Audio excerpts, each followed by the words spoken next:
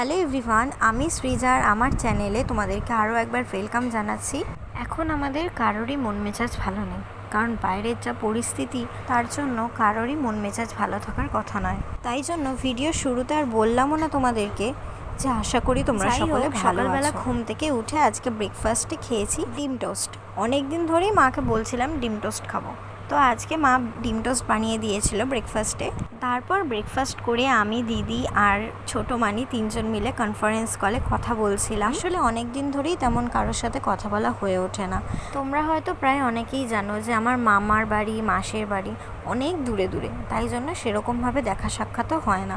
বছরে হয়তো 9 মাসে 6 মাসে একবার যাই সবাই মিলে, তখন হয়তো সবার সাথে সবার দেখা সাক্ষাৎ হয়। যেমন একবার হচ্ছে গরমের ছুটিতে যাই, মানে এখন তো গরমের ছুটি বলতে তেমন কিছু নেই, যাই হোক। আর একবার হচ্ছে জগদ্ধাত্রী পুজো কিংবা এই কালী পুজো, ওই সময়টাতে যাই। আজ অনেক দিন পর দিদি আর ছোটো মানির সাথে প্রায় 1 ঘন্টার কাছাকাছি কথা বলেছিলাম। তারপর স্নান করে এসে লাঞ্চ করতে বসলাম। আজকে লাঞ্চে ছিল ডালের বড়া, আলু দিয়ে তরকারি, আর একটা কিসের বড়া মা করেছিল, কি পাতার সেটা আমার ঠিক মনে পড়ছে না, আর ডাল হয়েছিল। লাঞ্চ করে উঠে টানা একটা ঘুম দিয়েছিলাম।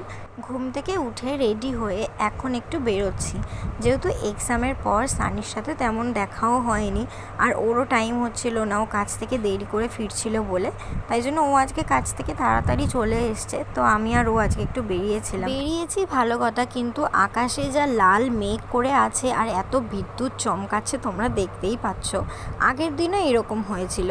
কালকে বেরোবো বলে ভেবেছি, রেডি হয়ে গিয়েছি, যেই বেরোতে যাব অমনি ঝমঝম করে বৃষ্টি নেমে গেল, আর ওই বৃষ্টিতে কি করে যাব, ওই ভয়ে আজকে একটু তাড়াতাড়ি বেরিয়েছিলাম। তাড়াতাড়ি বলতে একটু সন্ধ্যের দিকে।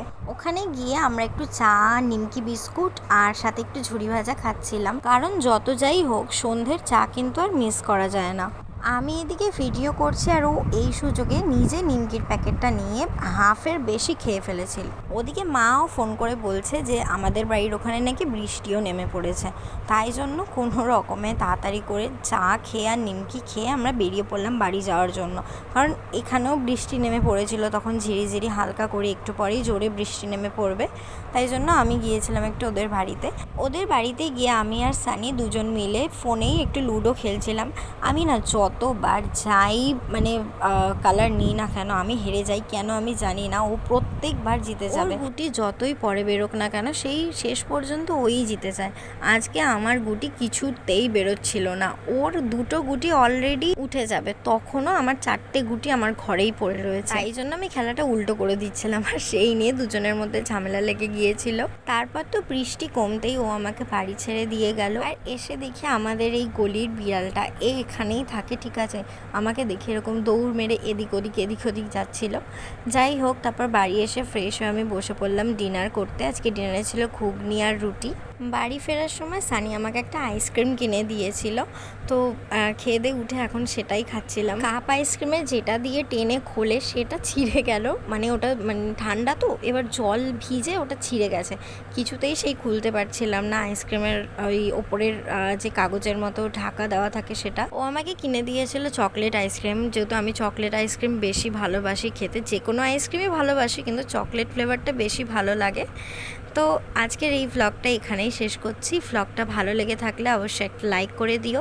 তোমরা ভালো থেকো, সুস্থ থেকো, সাবধানে থেকো। তোমাদের সাথে নতুন কোনো ভ্লগ নিয়ে খুব জলদি দেখা হচ্ছে। তো চলো আজকের মতো টাটা।